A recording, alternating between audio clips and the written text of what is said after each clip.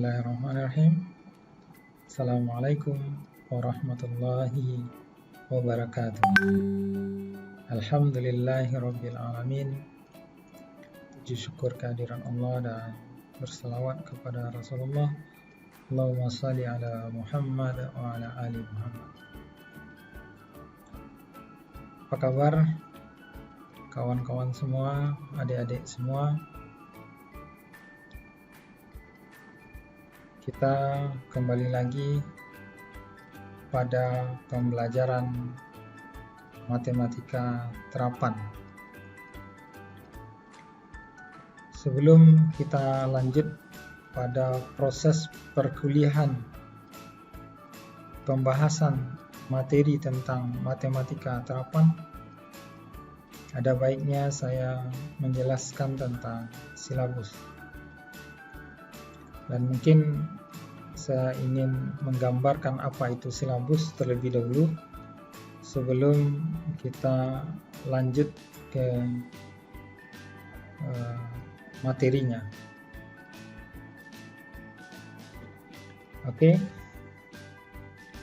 Silabus mata kuliah matematika terapan merupakan pedoman atau guide bagi dosen dan mahasiswa dalam kegiatan proses pembelajaran belajar mengajar selama 1 semester. Silabus ini sebenarnya adalah sebuah peta jalan atau roadmap, sehingga kita memiliki batasan-batasan bahan-bahan selama proses pembelajaran. Pada kali ini saya tidak membuatkan silabus ini secara formal, tetapi saya mencoba menjelaskannya dan meringkasnya sehingga kita mendapatkan gambaran yang nantinya menjadi pedoman bagi kita dalam proses pembelajaran. Baik, kita mulai silabus matematika terapan. Ada 4 topik materi yang dibahas selama 1 semester ke depan. Materi ini tentunya saling berkesinambungan, dan yang kita bahas adalah matematika terapannya. Penerapannya khusus di bidang keteknik elektron. Apa 4 topik itu? Yang pertama, bilangan kompleks.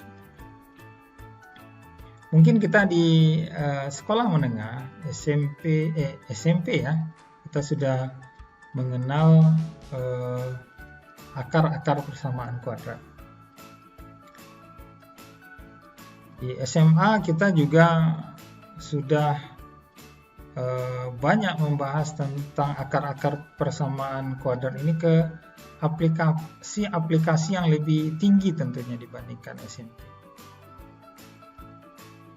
Pada akar-akar persamaan kuadrat ada yang menunjukkan sebuah persamaan yang sama dengan 0. Maka 2 persamaan itu identik sama akar-akar persamaan kuadrat. Apabila dia besar dari 0, maka akan muncul nanti 2 persamaan, tetapi dua-duanya itu adalah bilangan real gitu.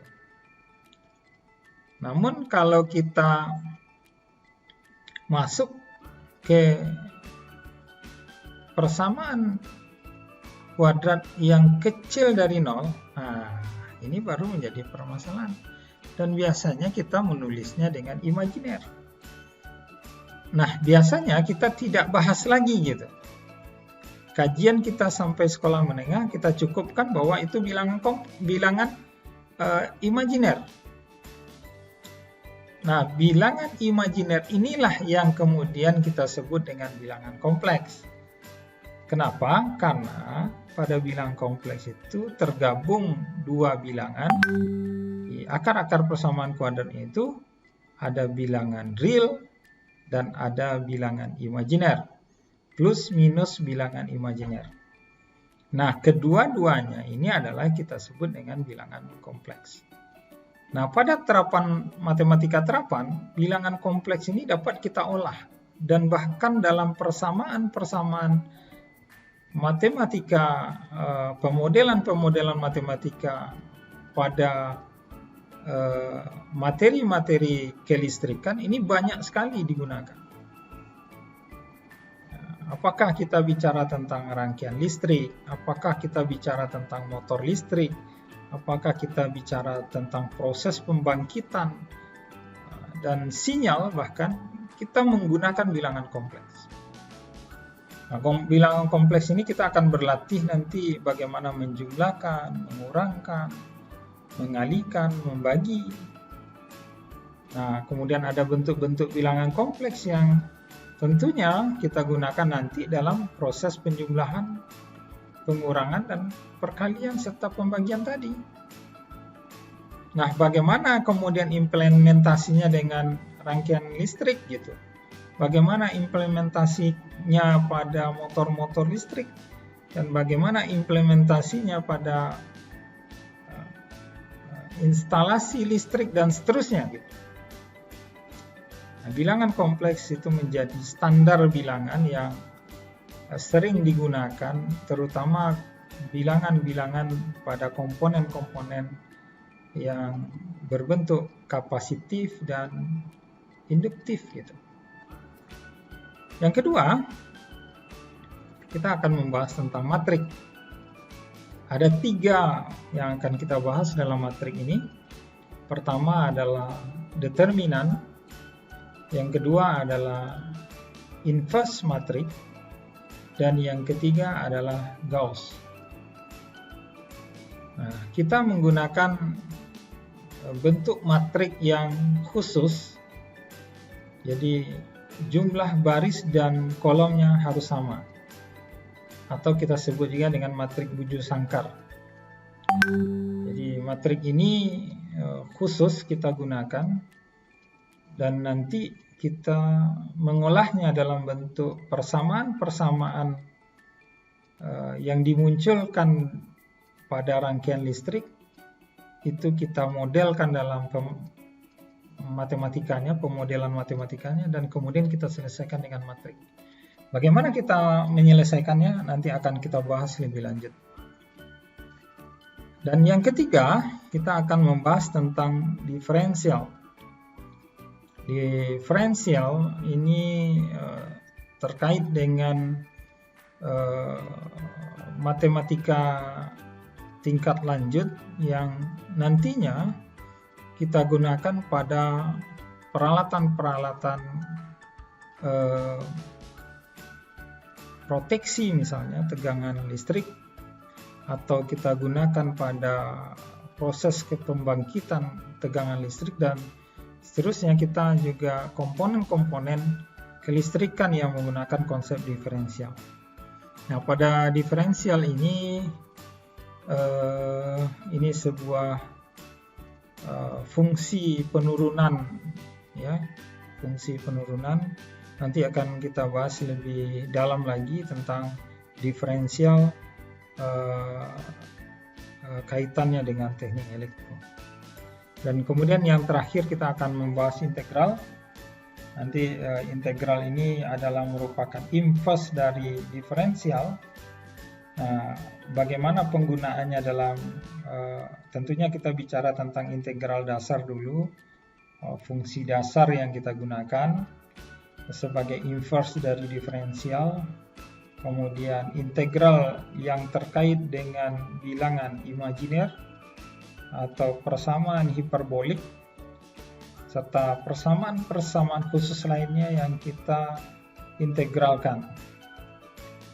Bahkan bilangan kompleks pun kita akan bahas nanti bagaimana peran integral nanti dalam pengintegralan bilangan kompleks. Biasanya nanti Laplace. Jadi kita akan membahas tentang Laplace, dan itu adalah merupakan konsep integral dari bilangan kompleks. Nah, tahapan-tahapan ini akan kita lalui dalam satu semester ini. Dan berikutnya kita akan menjelaskan referensi apa saja yang kita gunakan. Untuk mata kuliah ini saya merekomendasikan 2 buah buku. Yang pertama adalah Matematika Teknik oleh Kasrot. Ini ada 2 versi, ini ada bahasa Indonesia dan bahasa Inggris. Nanti boleh dibeli ataupun download dalam versi bahasa Inggrisnya. Adik-adik silakan membacanya dan kita bisa berinteraksi dengan buku ini dengan modul-modul. Jadi ada step-step, langkah-langkah dari proses pembelajaran. Nah, pada Matematika Teknik yang dikembangkan oleh Kasrot ini memang ada di dalamnya yang bilangan kompleks, matrik, diferensial, dan integral. Cukup lengkap di sini. Dan kemudian kita merekomendasikan Matematika Teknik Lanjutan yang dikarang oleh Erwin Grezik. Ini bisa juga saudara gunakan nantinya untuk memperkaya dan meningkatkan pengetahuan lebih dalam lagi tentang hubungan antara teknik elektro dengan matematika.